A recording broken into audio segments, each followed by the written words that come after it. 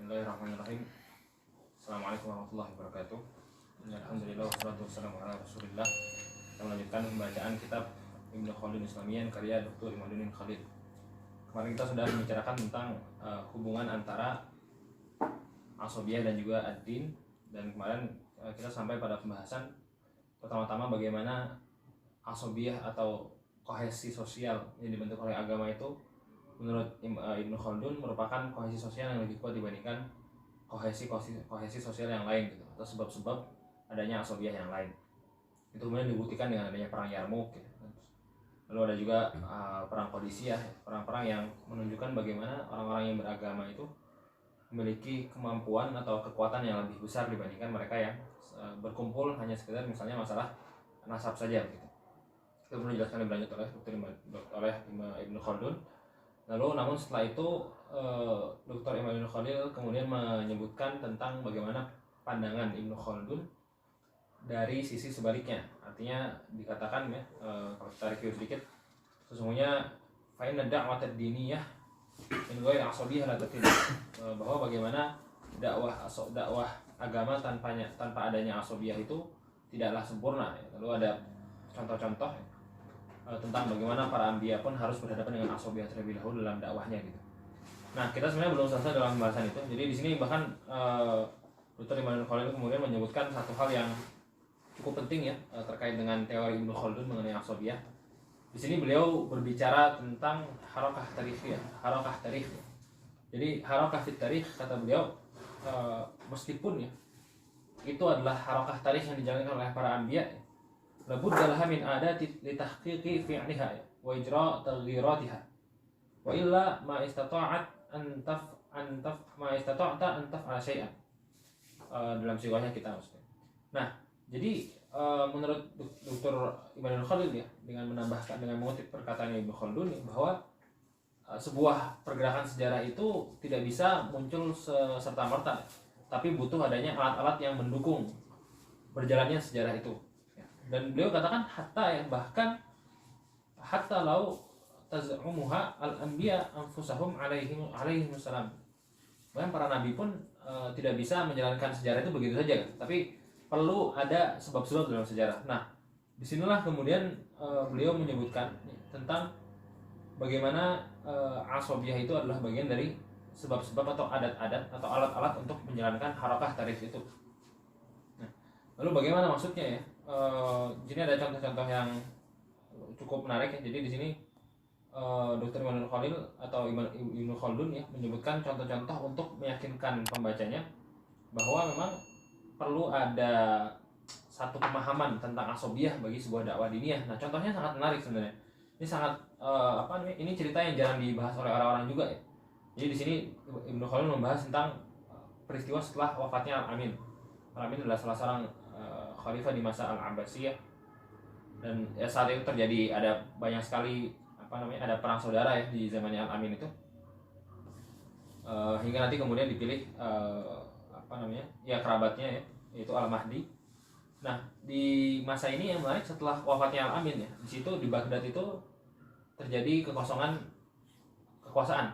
Jadi tidak ada satu orang pun yang menguasai, dan saat itu Baghdad ternyata pernah ada dalam situasi di mana orang-orang itu mulai semakin liar ya. Artinya tingkat kriminalitas semakin tinggi ya. Semakin di sini disebutkan banyak sekali penjahat-penjahat ya, perampok-perampok yang mulai menguasai Baghdad gitu. Jadi Baghdad carut marut gitu. Nah, di saat seperti ini Ibnu Khaldun kemudian menyatakan bahwa ada seseorang yang muncul.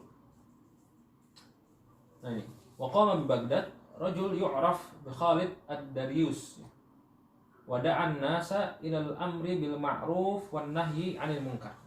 Jadi di saat dunia atau Baghdad sedang kacau-kacaunya, tapi orang yang bernama Khalid ad-Daryus ini justru malah melakukan dakwah tentang agama, tentang menyerukan kebaikan dan keburukan dengan dakwah agama.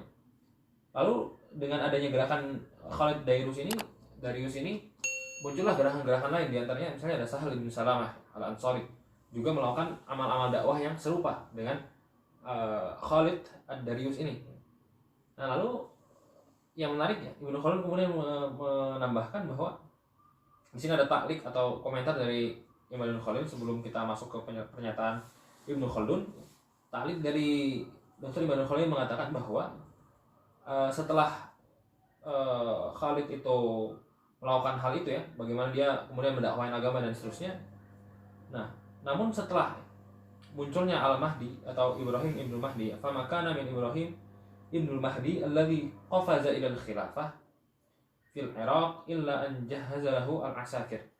Nah, jadi semua usaha Khalid Ad-Darius ini kemudian patah semuanya dengan munculnya seorang yang bernama Al-Mahdi atau Ibrahim Ibnu Mahdi.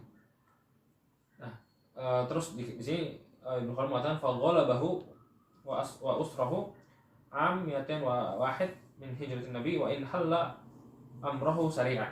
Nah, sehingga setelah itu langsunglah ya dakwah yang dilakukan oleh Khalid Ad-Darius dan teman-temannya itu langsung hancur gitu. Nah, ini adalah, nah di sini Ibnu Khaldun kemudian menyatakan bahwa ini adalah satu bukti bahwa satu dakwah Islam ya, satu dakwah keagamaan tanpa memperhatikan kohesi sosial ya, ini tidak akan sukses gitu.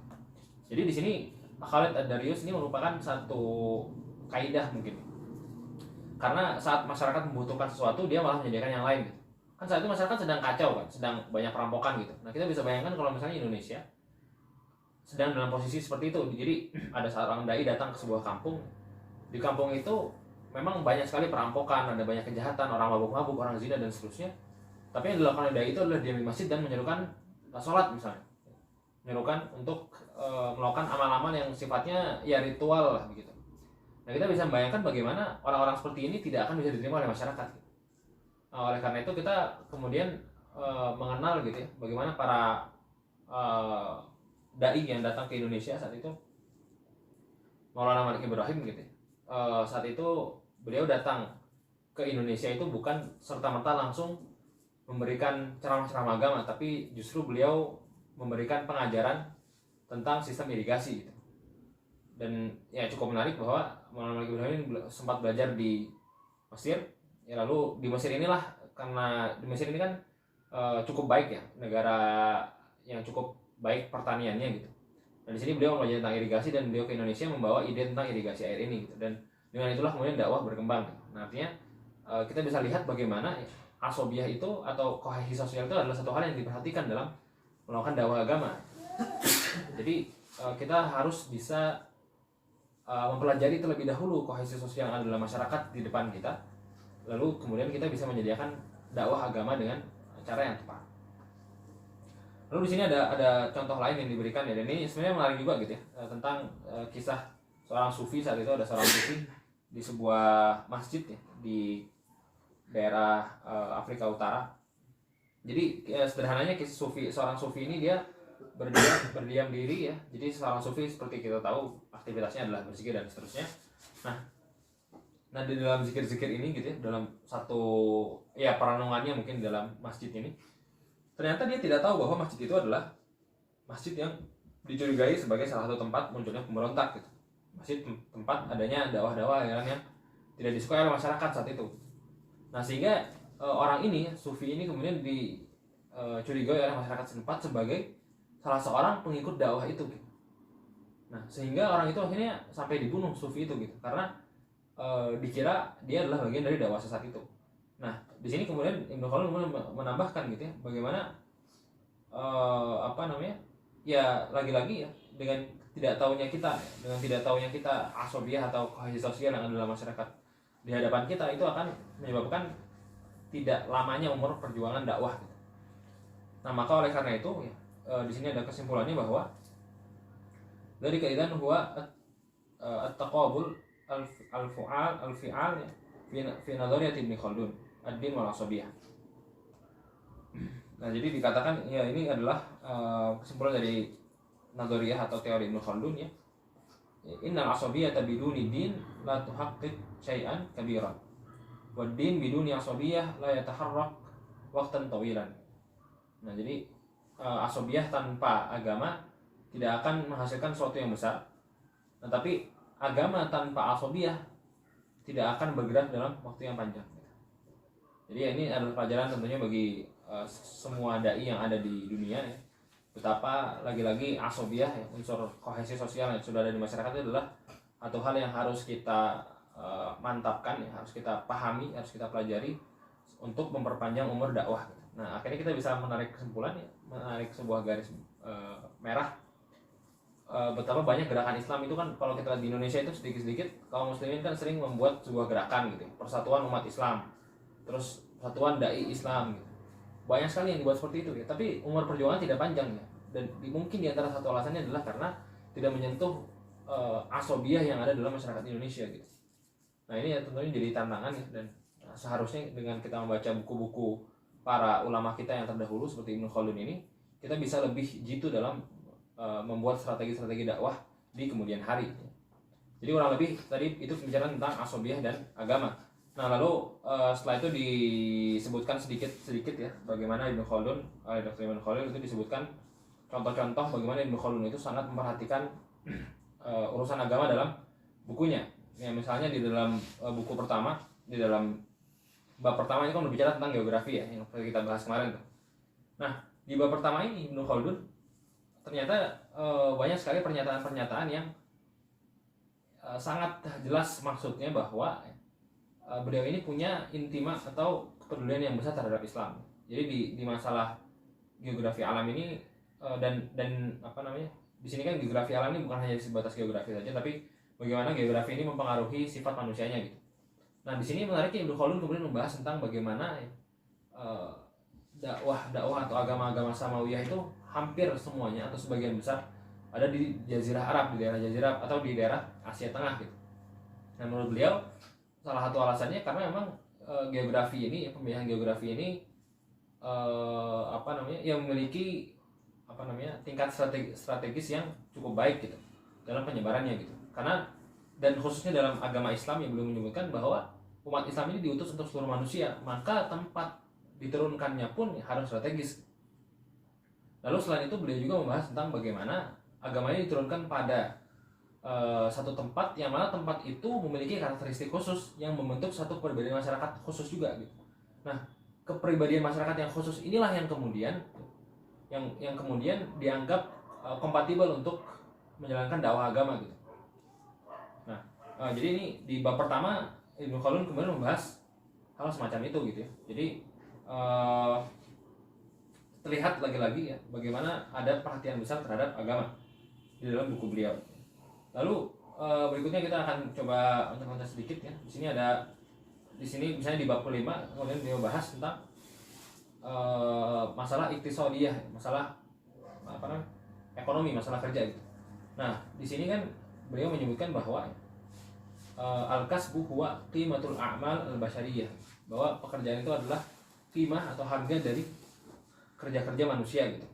Nah, lalu di sini Dr. Ibnu Khaldun kemudian menyebutkan ini sejalan dengan semangat dari ayat-ayat Quran, misalnya wallahul ghani wa antumul fuqara, ya, bahwa manusia itu adalah fakir dan Allah adalah maha kaya, maka pekerjaan-pekerjaanlah yang dari manusia itulah yang memiliki harga gitu.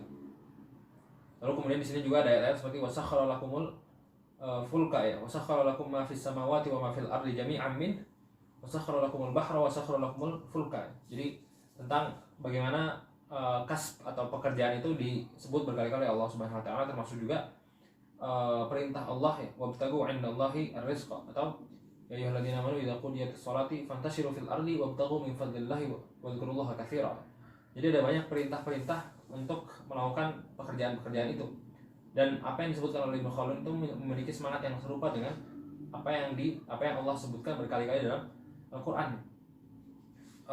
Jadi banyak sekali dalam masalah ekonomi maupun tadi masalah geografi tadi.